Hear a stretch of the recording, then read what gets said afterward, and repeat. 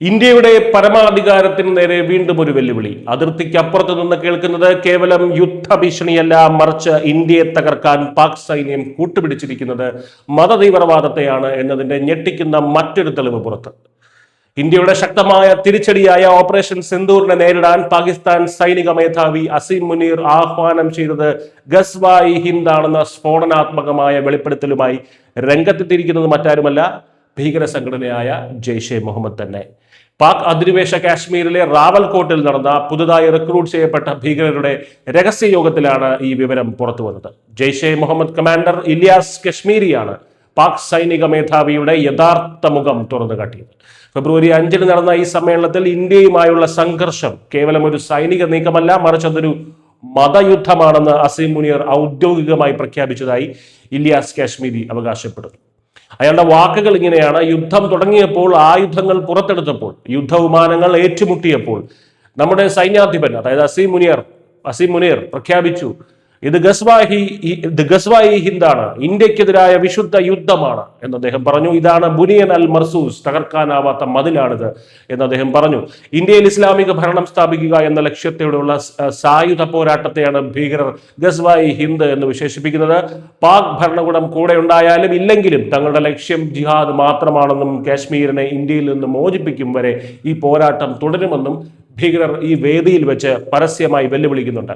പാക് സൈന്യത്തിന്റെ തലപ്പത്തിരിക്കുന്നവർ തന്നെ നേരിട്ട് ഇത്തരം തീവ്രവാദ ആശയങ്ങൾ പ്രചരിപ്പിക്കുന്നു എന്നത് അതീവ ഗൗരവകരമാണ്. ഈ വെളിപ്പെടുത്തലുകൾക്ക് പിന്നിലെ സാഹചര്യം എന്താണെന്ന് നമുക്ക് എല്ലാവർക്കും അറിയാം. നമുക്ക് ഒരിക്കലും മറക്കാനാകാത്ത 2025 ഏപ്രിലിലെ ആ ദുരന്തം, പഹൽഗാമിൽ 26 നിരപരാധികളുടെ ജീവനെടുത്ത ഭീകരാക്രമണം, ഇന്ത്യയുടെ ക്ഷമയെ പരീക്ഷിച്ച ആ ക്രൂരതയ്ക്ക് ഇന്ത്യ നൽകിയ മറുപടിയായിരുന്നു 2025 മെയ് മാസത്തിൽ നടന്ന ഓപ്പറേഷൻ സിന്ദൂർ. പാകിസ്ഥാനിലെയും പാക് അധിനിവേശ കാശ്മീരിലെയും ഭീകര കേന്ദ്രങ്ങളെ ലക്ഷ്യമിട്ട് ഇന്ത്യ നടത്തിയ ആ മിന്നലാക്രമണം ശത്രുവിന്റെ മടയിൽ ചെന്ന് അവരുടെ അടിത്തറ ഇളക്കുന്ന ഒന്നായിരുന്നു. ഇന്ത്യയുടെ ആ നിർണായകമായ സൈനിക നടപടിയെ നേരിടാൻ ത്രാണിയില്ലാതെ വന്നപ്പോഴാണ് പാക് സൈന്യം മതവികാരം ഇളക്കിവിട്ട് ഭീകരരെ കൂട്ടുപിടിക്കാൻ തീരുമാനിച്ചതെന്ന് ഈ വെളിപ്പെടുത്തലുകൾ വ്യക്തമാക്കുന്നു. ഇത് പാകിസ്ഥാന്റെ എക്കാലത്തെയും തന്ത്രമാണ്. ഭീകരവാദവും പാക് സൈന്യവും തമ്മിലുള്ള അവിശുദ്ധ കൂട്ടുകെട്ട്, അൺഹോളി നെക്സസ്, ഒരിക്കൽ കൂടി മറനീക്കി പുറത്തു വന്നിരിക്കുകയാണ്. അന്താരാഷ്ട്ര വേദികളിൽ സമാധാനത്തിന്റെ വക്താക്കളായി നടിക്കുമ്പോഴും സ്വന്തം മണ്ണിൽ ഇന്ത്യക്കെതിരെ വിഷം ചീറ്റാൻ ഭീകരർക്ക് അവർ എല്ലാ ഒത്താശയും നൽകുന്നു എന്നുള്ളതാണ്. ഐക്യരാഷ്ട്ര സഭ ഭീകരരായി പ്രഖ്യാപിച്ചവർ പോലും പാകിസ്ഥാനിൽ പരസ്യമായി റാലികൾ നടത്തുന്നതും ജിഹാദിന് ആഹ്വാനം നൽകുന്നതും ഇതിന്റെ പച്ചയായ തെളിവാണ്. ഇന്ത്യയുടെ സൈനിക കരുത്തിനു മുന്നിൽ പിടിച്ചു നിൽക്കാൻ കഴിയില്ല എന്ന് ബോധ്യമായപ്പോൾ യുവാക്കളെ മതത്തിന്റെ പേരിൽ തെറ്റിദ്ധരിപ്പിച്ച് മനുഷ്യ ബോംബുകളാക്കി മാറ്റാനാണ് പാക് സൈനിക മേധാവി തന്നെ നേരിട്ട് ശ്രമിക്കുന്നത്. ഇന്ത്യക്കെതിരായ ആക്രമണങ്ങൾ ആസൂത്രണം ചെയ്യുന്ന ലോഞ്ച് പാഡുകളും പരിശീലന കേന്ദ്രങ്ങളും സംരക്ഷിക്കാൻ അവർ ഏതറ്റം വരെയും പോകുമെന്നതിന്റെ തെളിവാണ് ഈ ഗസ്വായി ഹിന്ദ് പ്രഖ്യാപനം. പക്ഷേ പുതിയ ഇന്ത്യ ഇത് കണ്ട് ഭയപ്പെടുന്നില്ല.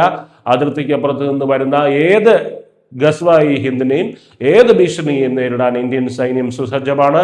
പാകിസ്ഥാന്റെ ഇത്തരം ജൽപ്പനങ്ങൾ ഇന്ത്യയുടെ നിശ്ചയദാർഢ്യത്തിന് മുന്നിൽ വിലപ്പോവില്ല.